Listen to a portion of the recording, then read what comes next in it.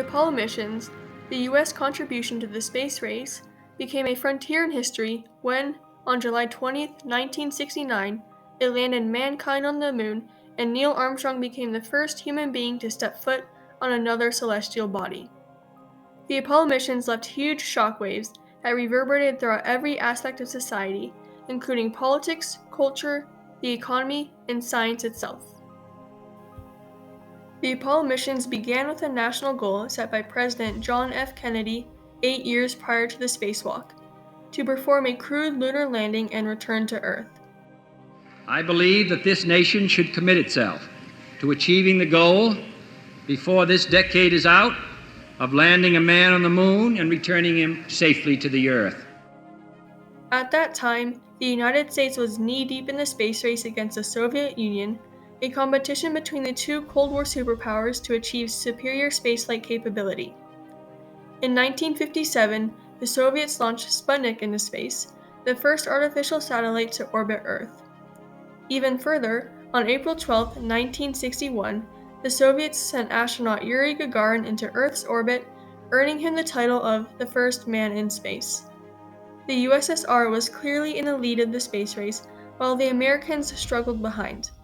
Kennedy felt this was an embarrassment to the United States and soon pledged to send a man to the moon by the end of the decade. The priority is we go to the moon. If you go to the moon, nobody will remember anything else. So this is all about being number one and being on top. Despite JFK's success in raising the necessary $25 billion for the space program, these ambitions were consistently met with opposition. Polls throughout the 1960s showed that a majority of Americans did not believe the Apollo missions were worth the money. We had the Vietnam War going on. There was huge social unrest in the country. We had riots in Washington, D.C., riots in Detroit. We had riots in California.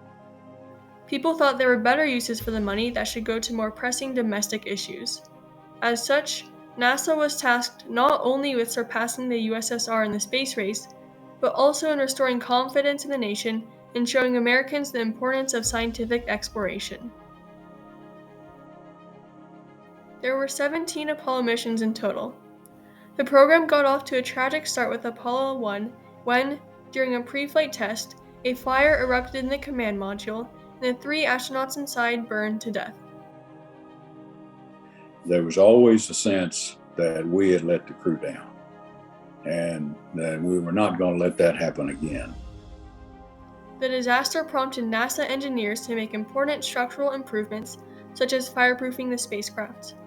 The results gradually improved, and in Apollo 7, the crew successfully entered Earth orbit and spent 10 days and 20 hours in space.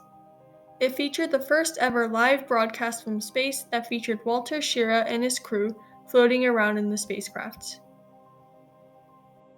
10. Apollo 8 was the first mission to leave low Earth's orbit and enter the moon's orbit. The first mission proved that technology was capable of reaching the moon, and in doing so, raised national spirit and fostered faith in Kennedy's goal. It featured the first live TV coverage of the moon's surface and, most iconically, produced the famous Earthrise photo, the first photo taken of Earth from deep space. The image gave the entire world a new perspective on the planet. Seeing Earth from afar, with only utter emptiness around, allowed people to see, as said by Apollo 8 pilot Jim Lovell, that Earth was a grand oasis in the big vastness of space. The photo brought people awareness that the planet was worth working to save, and it was no coincidence that the first Earth Day was started merely 16 months after the event. Crew member Bill Anders later recalled thinking, "We came all this way to explore the moon, but the most important thing is that we discovered the Earth." Apollo 9 and 10 introduced the lunar module in the first flight of a crewed Apollo spacecraft to operate around the moon. It included all aspects of a lunar landing except for the landing itself. Everything was ready for the final push to the moon in Apollo 11. More than 400,000 people worked on the Apollo 11 program, and the cumulative budget was $288 billion when adjusted for inflation. Apollo 11 launched from Cape Kennedy on July 16, 1969, carrying Commander Module Pilot Michael Collins, Lunar Module Pilot Edwin Buzz Aldrin, and Commander Neil Armstrong. 4 days later, the world held its breath as the lunar module Eagle landed on the surface. 60 seconds. Lights on. Forward. Forward. 40 feet down, 2.5. Picking up some dust. Straight shadow. 4 forward, drift into the right a little. 30 seconds forward, just. Tranquility Base here. The Eagle has landed. An estimated 650 million people, 1/5 of the world's population, watched Armstrong's televised image and heard him say the iconic words, "That's one small step for man, one giant leap for mankind." I'm going to step off the limb. That's one small step for man, one giant leap for mankind. Oh, that looks beautiful from here. This moment marked one of the most important days in human history. The Apollo 11 mission fulfilled the 1961 goal set by President John F. Kennedy to send American astronauts to the moon and return them safely before the end of the decade.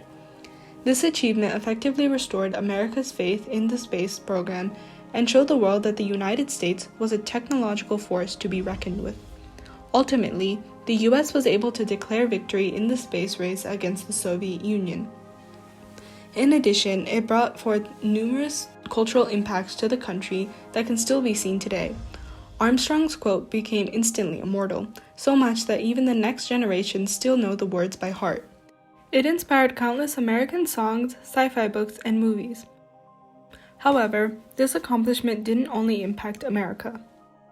Its monumental waves also reverberated throughout the entire world.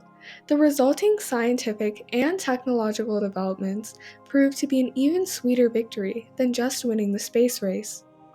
The devices created specifically for space travel proved immensely useful in everyday life.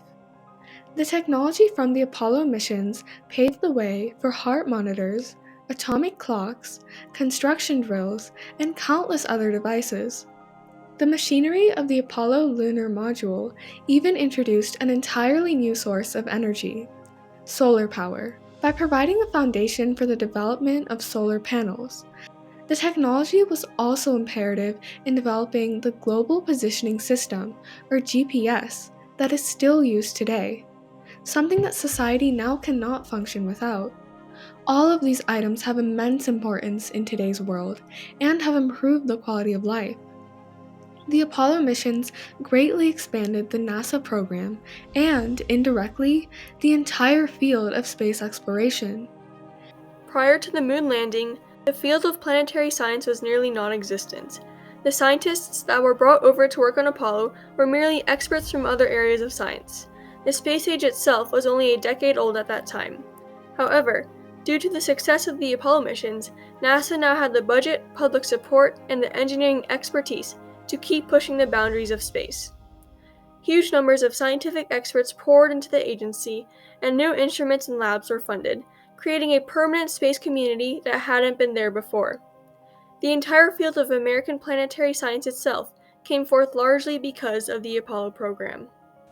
Despite the competitive nature of the space race, the successes of the Apollo mission created a unifying sense of awe and pride around the world. Nearly 1/5 of the world's population at the time witnessed the moon landing on live television and radio. The Apollo missions traversed uncharted territory, both physical and intellectual, and succeeded beyond expectations despite numerous setbacks. The missions not only explored new frontiers in space, but they also opened a gateway to unprecedented revolution in scientific understanding and technological innovation. The Apollo program truly marked a turning point in the course of civilization.